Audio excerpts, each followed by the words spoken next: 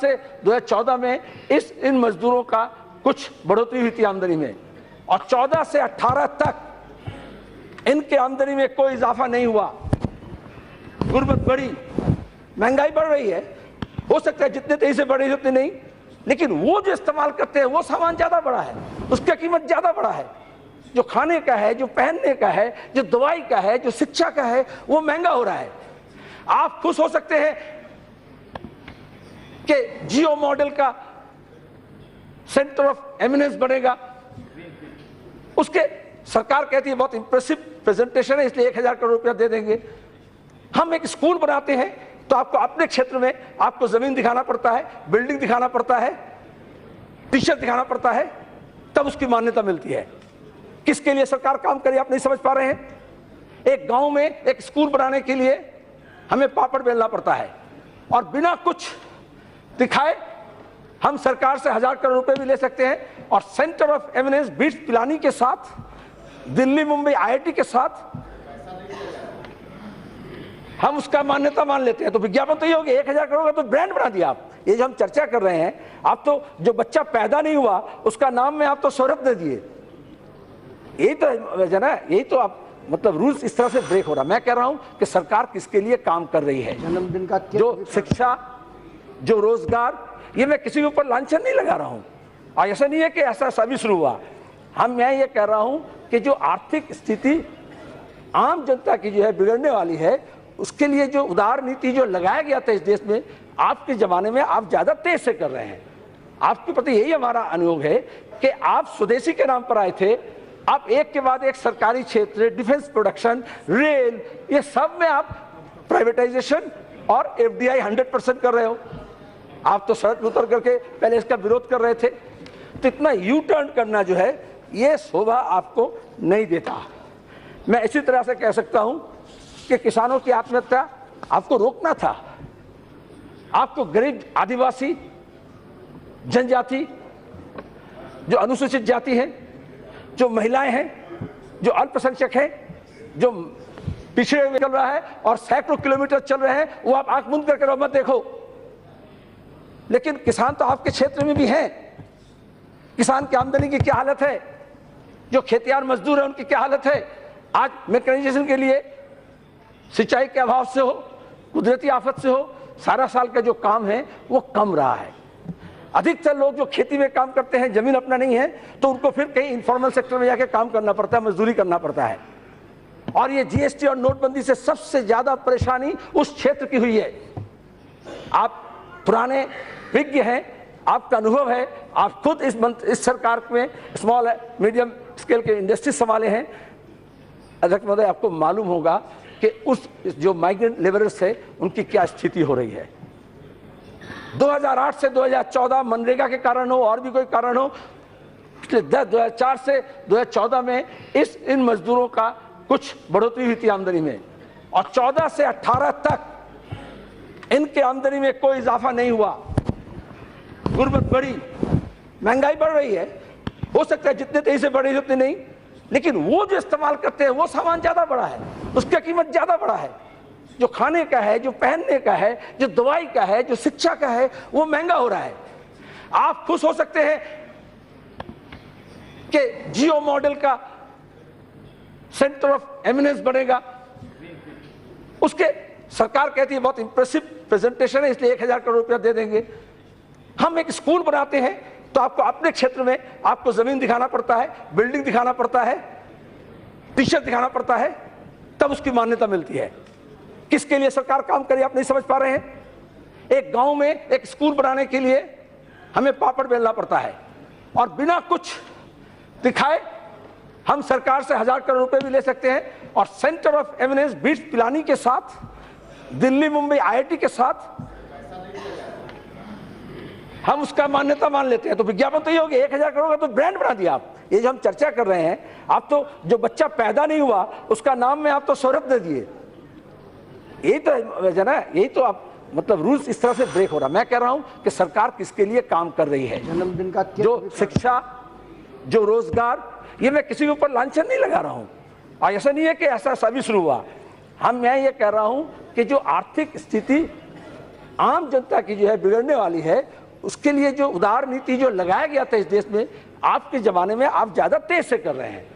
आपके प्रति यही हमारा अनुरोध है कि आप स्वदेशी के नाम पर आए थे, आप एक के बाद एक सरकारी क्षेत्र, डिफेंस प्रोडक्शन, रेल, ये सब में आप प्राइवेटाइजेशन और FDI 100% कर रहे हो। आप तो सड़क में उतर करके पहले इसका विरोध कर रहे थे। तो इतना यू टर्न करना जो है ये शोभा आपको नहीं देता। मैं इसी तरह से कह सकता हूं कि किसानों की आत्महत्या आपको रोकना था। आपको गरीब, आदिवासी, जनजाति, जो अनुसूचित जाति है, जो महिलाएं हैं, जो अल्पसंख्यक हैं, जो पिछड़े हुए हैं, जो दबे कुचले हैं, जो अंतिम पंक्ति के जो लोग हैं, उनके सुरक्षा आर्थिक हो, सामाजिक हो, आज वो तमाम जो सुरक्षा, यहां तक के जो बूढ़े लोग हैं, रिटायर्ड, जिनका पेंशन का मामला है, वो भी आज आप ऐसे नीचे बदल दिए, कंट्रीब्यूटरी कर दिए कि उससे आप लोगों को बाहर कर रहे हो या उसका कुछ बढ़ोतरी नहीं हो रहा है। हमारे एक लाइफ एक्सपेक्टेंसी बढ़ रही है, एक्सपेक्टेंसी, लेकिन उसके जिंदगी को संभालने के लिए, चलाने के लिए जो जरूरत है, उसके तरफ आपका ध्यान नहीं जा रहा है। आप क्या कर रहे हो उसके बजाय?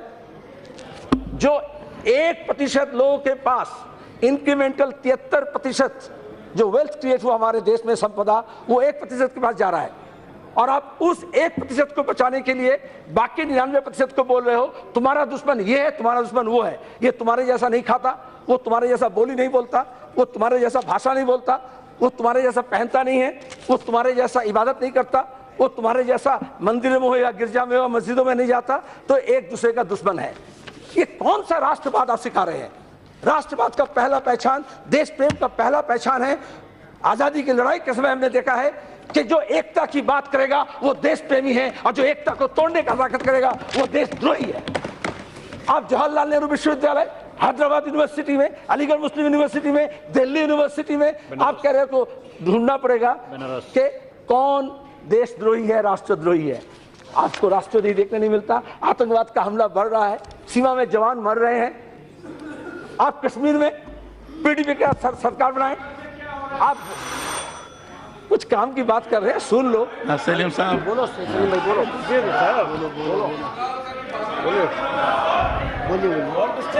समाप्त करें। नहीं बोलते रहो। मैं गंगा जी प्लीज बैठ जाओ, आप बोलिए ना। कुछ बातें आपके समझ से परे हैं, आप उसको मत समझने की कोशिश करो, बैठ जाओ। बोलिए सर, बात सीधा है। उन्हें घमंड है, आप बोलिए। उन्हें घमंड है सत्ता की अपनी, लेकिन तुम खड़े रहना। वो फर्जी मुद्दे लाते रहेंगे पर हम असली मुद्दे पर अड़े रहेंगे, ये भी हमारा फैसला है। आप आज जो असुरक्षा, शर्म आपको नहीं लगता? हमें लगता है। जब विदेशी मैगजीन में ये कहा जाता है, इधर बोलिए, प्लीज उनका उत्तर न दें। हमारे देश में औरतें सबसे ज्यादा असुरक्षित है, इसमें हमारे परेशानी हमें बढ़ता है, आपको नहीं बढ़ता है।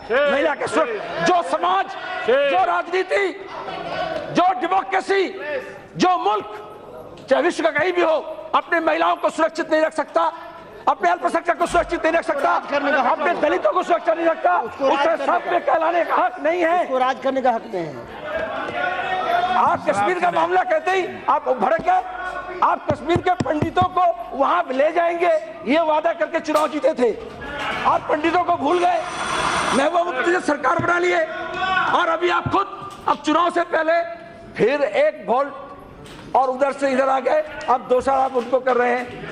इस तरह से आप त्रिपुरा से लेकर कश्मीर तक अलगाववादी तत्व, देश विरोधी तत्व, लोकतंत्र विरोधी तत्व को अपने राजनीतिक हित और स्वार्थ के लिए आपने बढ़ावा दिया है। समाप्त करें। 4 साल में समाप्त करें। जो असल प्रस्ताव था, पहला प्रस्तावक आंध्र प्रदेश के सवाल पर ये बात कहे, आप यहाँ बात न मैं उसका समर्थन करता हूँ स्पेशल कैटेगरी स्टेट के बारे में, क्योंकि जो वादा के बारे में कहे, आप वादा खिलाफी कर रहे हो।